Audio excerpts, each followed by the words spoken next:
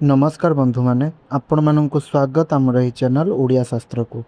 बंधु माने जदि आपणकर मेष राशि अटे तेबे एही भिडियोटी को शेष पर्यंत निश्चय देखंतु, कारण एही भिडियो रे आपण माने जानिबा पई पाइबे जे जुलाई 21 रु 23 मध्य रे आपणक जीवन रे केउ सब परिवर्तन गुडी को आसीबा पई जाउ अछि।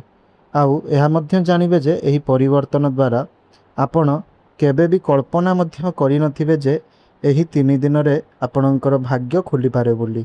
आउ एहा सहित काहाकू एही 3 दिन रे धन लाभर सुजोग मिली पारे, तो आउ काहाकू चाकरी किंबा व्यवसाय किंबा प्रेम जीवन रे बड़ सफलता।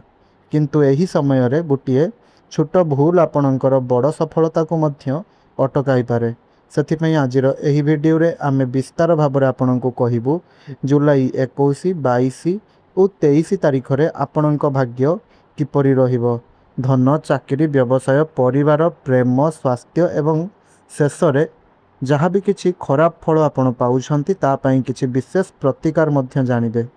तेबे आपणकर मेष राशि कि नुह ताहा आपण कमेंट बॉक्स रे हाँ कि ना माध्यम रे हमकु लेखि करी जणांतु। तेबे बंधु माने भिडियोटी को शेष पर्यंत देखंतु। तो चलंतु आरंभ करिबा आजिर एही विशेष कार्यक्रम को। बंधु माने एही समय रे ग्रह मानकर स्थिति बा ग्रह मानकर प्रभाव आपणक जीवन रे किछि सकारात्मक परिवर्तनर संकेत आणुछि। आत्मविश्वास वृद्धि पाई पारे आपणकर एही समय रे, एवं अनेक दिन धरी अटकी रहितबा काम धीरे धीरे संपूर्ण हेबा आरंभ मध्य हेबो। एही 3 दिन रे आपणकर कथावार्ता व्यवहार एही सब उपरे विशेष प्रभाव पड़िबो।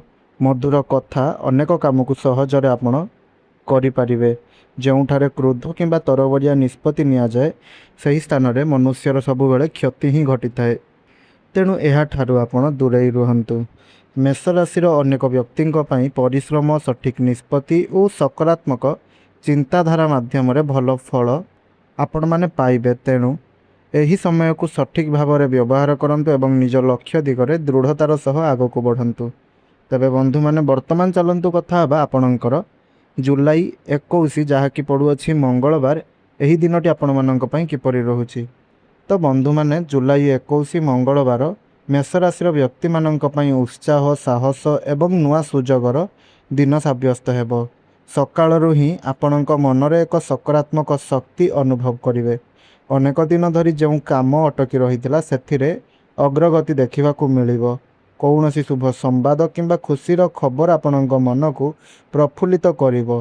चाकरी जो माने करूछंती तो चाकरी करुथुवा व्यक्ति विशेष मानक पई एही दिनटी विशेष भल रहिबो। आपण परिश्रम एवं दक्षता अनुसार आपणकर उच्च अधिकारी बा सीनियर माने आपणकर प्रशंसा करिवे। जदि आपण नुआ चाकरी पई प्रयास करूछंती तबे कौनसी सकारात्मक सूचना मिलिबार संभावना मध्य रहिछि। व्यवसायी मानक पई मध्य एही दिनटी लाभदायक रहिबो। नुआ ग्राहकंक सह संपर्क स्थापन हेबो एवं अटकी रहितबा टंका फेरी पाइबार आशा बढ़िबो। किंतु कौनसी बड़ आर्थिक निष्पत्ति नेबा पूर्वरु अनुभवी व्यक्तिंक परामर्श नेबा भल हेबो। परिवार रे सुख और शांतिर परिवेश रहिबो। प्रियजनक सह समय बिताइबार सुजोग मिलिबो। प्रेम संपर्क रे थिबा व्यक्ति मानक पई मध्य दिनटी भल रहिबो। छोट छोट भूल बुझामणा दूर होई संपर्क आहुरी मजबूत हेबो। तबे एही दिन गोटिए कथारे विशेष सतर्क रुहंतु। क्रोध एवं तरबरिया निष्पत्तिरु दूरेई रुहंतु। शांत मनरे नैतिबा प्रत्येक निष्पत्ति आपणकु सफलता दिगकु नै जिवो। तेबे जुलाई 22 तारिख बुधवार दिन कथा जदि कहिबा ताहले एही दिनटी आपणकर धैर्य, बुद्धिमता एवं शुभ सुजोगर दिन साब्यस्त हेबो। एही दिन आपणक कथावार्ता एवं व्यवहार ही आपणकर सबुठारु बड़ शक्ति हेबो। जो काम अनेक दिन धरी आपणकर अटकी रहितिला ताहार बा सेथिरे सकारात्मक परिवर्तन आपणकु देखिबा पई मिलिबो। दीर्घ दिनर अपेक्षा परे कौनसी खुशीर खबर मध्य आपणकु मिली पारे। चाकरी करुथुवा व्यक्ति माननकु कार्यस्थल रे नुआ दायित्व मिली पारे। आपणक परिश्रम और सचोटता उच्च अधिकारींक नजर को आसी पारे, जहाँ भविष्यत रे पदोन्नतिर किंबा भल सुजोगर कारण हेबो। तेणु आजिर दिन में कौनसी काम को अधारे छाड़तु नहीं। ବ୍ୟବସାୟୀମାନଙ୍କ ପାଇଁ ଦିନଟି ଲାଭଦାୟକ ରହିବ। ନୂଆ ଗ୍ରାହକଙ୍କ ସହ ପରିଚୟ ହେବ ଏବଂ ପୁରୁଣା ବ୍ୟବସାୟୀ ମାନେ ସମ୍ପର୍କରୁ ଭଲ ଲାଭ ପାଇବେ। ଯଦି ଆପଣ ନୂଆ ବ୍ୟବସାୟ ଆରମ୍ଭ କରିବାକୁ ଚାହୁଁଛନ୍ତି ତେବେ ଯୋଜନା ପ୍ରସ୍ତୁତ କରିବା ପାଇଁ ଏହା ଭଲ ସମୟ ସାବ୍ୟସ୍ତ ହେବ। ଆର୍ଥିକ କ୍ଷେତ୍ରରେ ମଧ୍ୟ କିଛି ସକାରାତ୍ମକ ସଂକେତ ମିଳିବ। ଅଟକି ରହିଥିବା ଧନ ଫେରି ପାଇବାର ସମ୍ଭାବନା ରହିଛି, କିନ୍ତୁ ଅତିରିକ୍ତ ଆୟର କୌଣସି ନୂଆ ଉତ୍ସ ମଧ୍ୟ ଆପଣଙ୍କୁ ମିଳିବ। ତଥାପି ଅନାବଶ୍ୟକ ଖର୍ଚ୍ଚରୁ ଦୂରେଇ ରୁହନ୍ତୁ ଏବଂ ଭାବିଚିନ୍ତି ଟଙ୍କାକୁ ଆପଣ ଖର୍ଚ୍ଚ କରନ୍ତୁ। ପରିବାରରେ ସୁଖ ଓ ଶାନ୍ତିର ପରିବେଶ ଆପଣଙ୍କର ରହିପାରେ। ବଡ଼ମାନଙ୍କର ଆଶୀର୍ବାଦ ଏବଂ ପରିବାରର ସହଯୋଗ ଆପଣଙ୍କର ଆତ୍ମବିଶ୍ୱାସକୁ ବଢ଼ାଇବ। ପ୍ରେମ ସମ୍ପର୍କରେ ଥିବା ବ୍ୟକ୍ତିମାନଙ୍କ ପାଇଁ ମଧ୍ୟ ଦିନଟି ସ୍ମରଣୀୟ ରହିପାରେ। ଜୀବନସାଥୀଙ୍କ ସହ ମନର କଥା ଖୋଲି କହିଲେ ସମ୍ପର୍କ ଆହୁରି ମଧୁର ହୋଇପାରେ। ସ୍ୱାସ୍ଥ୍ୟ ଦୃଷ୍ଟିରୁ ଦିନଟି ସାଧାରଣତଃ ଭଲ ରହିବ, ତେବେ ଅଧିକ କାମର ଚାପ ନେବେ ନାହିଁ। ସମୟରେ ବିଶ୍ରାମ ନିଅନ୍ତୁ ଏବଂ ସନ୍ତୁଳିତ ଖାଦ୍ୟ ଖାଆନ୍ତୁ। ତ ଜୁଲାଇ 23 ତାରିଖ, ଯାହାକି ଗୁରୁବାର ଦିନ ପଡ଼ୁଅଛି, ତ 23 ତାରିଖ କଥା କହିଲେ ମେଷ ରାଶିର ବ୍ୟକ୍ତିବିଶେଷମାନଙ୍କ ପାଇଁ ଏହି ଦିନଟି ମଧ୍ୟ ବିଶେଷ ଭଲ ନ ହେଲେ ବି କାର୍ଯ୍ୟକାରୀ ରହିବ। ଏହି ଦିନ ଆପଣଙ୍କ ପରିଶ୍ରମର ଫଳ ମିଳିବାର ସମ୍ଭାବନା ଅଧିକ ରହିଛି। ଅନେକ ଦିନ ଧରି ଯେଉଁ କାମ ପାଇଁ ଆପଣ ଅପେକ୍ଷା କରୁଥିଲେ ସେହି କାମରେ ଆଗକୁ ବଢ଼ିବାର ସୁଯୋଗ ମିଳିବ। ଆପଣଙ୍କ ଆତ୍ମବିଶ୍ୱାସ ବଢ଼ିବ ଏବଂ ପ୍ରତ୍ୟେକ କାମକୁ ନୂଆ ଉତ୍ସାହର ସହିତ ସମ୍ପୂର୍ଣ୍ଣ କରିବେ। ଚେଷ୍ଟା କରିବେ ଯେ ଆପଣଙ୍କର ପ୍ରତ୍ୟେକ କାର୍ଯ୍ୟ କିପରି ସମ୍ପୂର୍ଣ୍ଣ ହୋଇଯାଉ। ଚାକିରି କରୁଥିବା ବ୍ୟକ୍ତିମାନଙ୍କ ପାଇଁ ଦିନଟି ଅତ୍ୟନ୍ତ ଲାଭଦାୟକ ରହିବ। ଉଚ୍ଚ ଅଧିକାରୀମାନେ ଆପଣଙ୍କ କାର୍ଯ୍ୟକ୍ଷେତ୍ରକୁ ପ୍ରଶଂସା କରିବେ। ଯଦି ଆପଣ ପଦ ଉନ୍ନତି, ବେତନ ବୃଦ୍ଧି କିମ୍ବା ନୂଆ ଦାୟିତ୍ୱର ଅପେକ୍ଷାରେ ଅଛନ୍ତି, ତେବେ ଏହି ଦିନ କୌଣସି ସକାରାତ୍ମକ ସଂକେତ ମିଳିପାରେ। ସହକର୍ମୀମାନଙ୍କ ସହ ଭଲ ସମ୍ପର୍କ ରଖିବା ଆପଣଙ୍କ ପାଇଁ ଆହୁରି ଲାଭଦାୟକ ହେବ। ବ୍ୟବସାୟୀମାନଙ୍କ ପାଇଁ ଏହି ଦିନଟି ମଧ୍ୟ ଶୁଭ ରହିବ। ନୂଆ ବ୍ୟବସାୟିକ ଚୁକ୍ତି, ଭଲ ଲାଭ କିମ୍ବା ନୂଆ ଗ୍ରାହକଙ୍କ ସହ ଯୋଗାଯୋଗ ସ୍ଥାପନ ହେବ।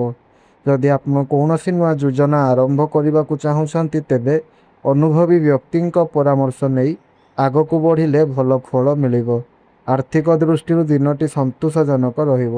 ଆୟ ବଢ଼ିବାର ସୁଯୋଗ ମିଳିବ ଏବଂ ପୂର୍ବରୁ ଅଟକି ରହିଥିବା ଟଙ୍କା ଫେରି ପାଇବାର ସମ୍ଭାବନା ରହିଛି। ତଥାପି ଅନାବଶ୍ୟକ ଖର୍ଚ୍ଚ କିମ୍ବା ଭାବବେଗରେ କୌଣସି ବଡ଼ କିଣାକଟା ବା କୌଣସି ବଡ଼ ଜିନିଷ କିଣିବା ଠାରୁ ଦୂରରେ ରୁହନ୍ତୁ। ପାରିବାରିକ ଜୀବନରେ ଖୁସି ଓ ସୌହାର୍ଦ୍ଦ୍ୟର ପରିବେଶ ରହିବ। ପରିବାର ସଦସ୍ୟଙ୍କ ସହ ସମୟ ବିତାଇବାର ସୁଯୋଗ ମିଳିବ। ପ୍ରେମ ସମ୍ପର୍କରେ ଥିବା ବ୍ୟକ୍ତିମାନଙ୍କ ପାଇଁ ଏହି ଦିନ ସମ୍ପର୍କକୁ ଆହୁରି ଦୃଢ଼ କରିବାର ସୁଯୋଗ ଆଣିବ। ଜୀବନସାଥୀଙ୍କ ସହ ସହଯୋଗ ଏବଂ ବୁଝାମଣା ଆପଣଙ୍କ ମନକୁ ଖୁସିରେ ଭରିଦେବ। ସ୍ୱାସ୍ଥ୍ୟ ଦୃଷ୍ଟିରୁ ସାଧାରଣତଃ ଦିନଟି ଭଲ ରହିବ। ତଥାପି କାମ ବ୍ୟସ୍ତତାରେ ନିଜ ଶରୀରର ଯତ୍ନ ନେବାକୁ ଭୁଲନ୍ତୁ ନାହିଁ। ପର୍ଯ୍ୟାପ୍ତ ବିଶ୍ରାମ ନିଅନ୍ତୁ, ଆପଣ ପୁଷ୍ଟିକର ଖାଦ୍ୟ ଖାଆନ୍ତୁ ଏବଂ ନିୟମିତ ପାଣି ପିଅନ୍ତୁ। ତେବେ ବନ୍ଧୁମାନେ, ଏହା ତ ଥିଲା 3 ଦିନ ଆପଣଙ୍କ ପାଇଁ କିପରି ରହିବ। ଏବେ ଜାଣନ୍ତୁ, ଯାହା ବି କିଛି ଖରାପ ଫଳ ପ୍ରଦାନ ହେଉଛି ତା ପାଇଁ ବିଶେଷ ପ୍ରତିକାର। ତ ପ୍ରତିକାର ସ୍ୱରୂପ ପ୍ରତ୍ୟେକ ଦିନ ସକାଳେ ସୂର୍ଯ୍ୟଦେବଙ୍କୁ ତମ୍ବା ପାତ୍ରରେ ଜଳ ଅର୍ପଣ କରନ୍ତୁ। ଓମ୍ ନମଃ ଶିବାୟ ମନ୍ତ୍ର 108 ଥର ଜପ କରନ୍ତୁ। ମଙ୍ଗଳବାର ହନୁମାନ ମନ୍ଦିରରେ ସୋରିଷ ତେଲର ଦୀପ ଜଳାନ୍ତୁ। ଗରିବ କିମ୍ବା ଆବଶ୍ୟକତାରେ ଥିବା ବ୍ୟକ୍ତିଙ୍କୁ ଲାଲ ଫଳ କିମ୍ବା ଲାଲ ବସ୍ତ୍ର ଦାନ କରନ୍ତୁ। ପିତାମାତା ଓ ଗୁରୁଜନମାନଙ୍କ ଆଶୀର୍ବାଦ ନେଇ ଦିନର ଶୁଭ ଆରମ୍ଭ କରନ୍ତୁ। ତେବେ ବନ୍ଧୁମାନେ, ଏହା ତ ଥିଲା ମେଷ ରାଶିର ବ୍ୟକ୍ତିବିଶେଷମାନଙ୍କ ପାଇଁ ଜୁଲାଇ 21ରୁ ଜୁଲାଇ 23 ପର୍ଯ୍ୟନ୍ତ ଏହି 3 ଦିନ କିପରି ରହିବ ତାହା ସମ୍ପର୍କରେ କିଛି ବିଶେଷ ତଥ୍ୟ। ତେବେ ଯଦି ଆପଣଙ୍କୁ ଭିଡ଼ିଓଟି ଭଲ ଲାଗିଥାଏ ତାହେଲେ ଭିଡ଼ିଓଟିକୁ ଗୋଟିଏ ଲାଇକ୍ କରନ୍ତୁ ଏବଂ ଆମର ଏହି ଚ୍ୟାନେଲରେ ନୂଆ ଥିଲେ ଚ୍ୟାନେଲଟିକୁ ସବସ୍କ୍ରାଇବ୍ କରି ପାଖରେ ଆସୁଥିବା ବେଲ୍ ଆଇକନ୍ଟିକୁ ପ୍ରେସ୍ କରିଦିଅନ୍ତୁ, ଯାହାଦ୍ୱାରା ଆମେ ଯେଉଁ ବି ଭିଡ଼ିଓ ଅପଲୋଡ଼ କରିବୁ ତାହା ଆପଣ ସର୍ବପ୍ରଥମେ ପାଇପାରିବେ। ଏହା ସହିତ ଭିଡ଼ିଓଟିକୁ ଆପଣଙ୍କର ପରିବାରର ସଦସ୍ୟ ଏବଂ ବନ୍ଧୁମାନଙ୍କ ସହ ସେୟାର କରନ୍ତୁ, ଯାହାଦ୍ୱାରା ସେମାନେ ମଧ୍ୟ ଏହି ଭିଡ଼ିଓର ଫାଇଦା ଉଠାଇ ପାରିବେ। ଆଉ କମେଣ୍ଟ ବକ୍ସରେ ଭକ୍ତି ଆଉ ଶ୍ରଦ୍ଧାର ସହିତ ଓମ୍ ନମଃ ଶିବାୟ ଅବଶ୍ୟ ରୂପରେ ଲେଖିଦିଅନ୍ତୁ। ଧନ୍ୟବାଦ।